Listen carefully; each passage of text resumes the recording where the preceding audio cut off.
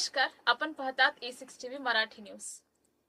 नांदेड स्थानिक प्राधिकार मतदारसंघ निवडणुकीच्या मत मोजण्यासाठी प्रशासन सज्ज, अधिकारी कर्मचाऱ्यांचे प्रशिक्षण संपन्न। मतमोजणी प्रक्रियेबाबत मार्गदर्शन व प्रात्यक्षिक नांदेड दिनांक 21 तारीख महाराष्ट्र विधान परिषदेच्या नांदेड स्थानिक प्राधिकार मतदारसंघ निवडणुकीची मतमोजणी सोमवार 22 तारीख जून रोजी सकाळी 8 वाजेपासून जिल्हाधिकारी कार्यालय परिसरातील नियोजन कॅबिनेट हॉल येथे होणार आहे। त्यासाठी प्रशासनाने सर्व तयारी पूर्ण केली आहे।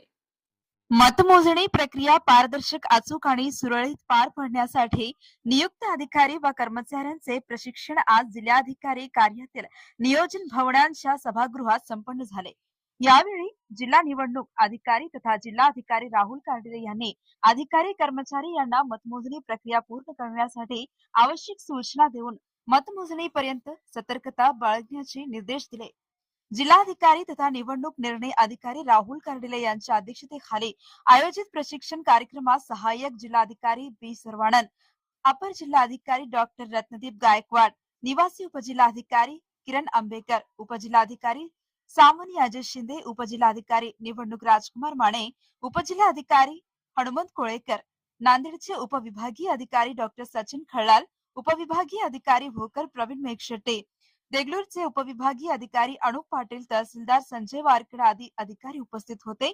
प्रशिक्षणादरम्यान भोकर उपविभागीय अधिकारी प्रवीण मेघशेट्टे व नांदेड उपविभागीय अधिकारी डॉक्टर सचिन खळाल यांनी सादरीकरणाच्या माध्यमातून मतमोजणी प्रक्रियेतील प्रत्येक टप्प्याची सविस्तर माहिती दिली। मतमोजणी केंद्रावरील जबाबदाऱ्या, मतपत्रिकांची तपासणी, मतांच्या वैधतेबाबतचे निकष निकाल नोंदवण्याची पद्धत तसेच निवडणूक आयोगच्या मार्गदर्शक सूचनांचे काटेकोर पालन करण्याबाबत त्यांनी मार्गदर्शन केले। यावेळी मतमोजणी दरम्यान घ्यावयाची काळजी, आवश्यक कागदपत्रांची पूर्तता आणि प्रक्रिया अधिक पारदर्शक व नियमबद्ध पद्धतीने राबवण्यासंदर्भात त्यांनी मार्गदर्शन करण्यात आले।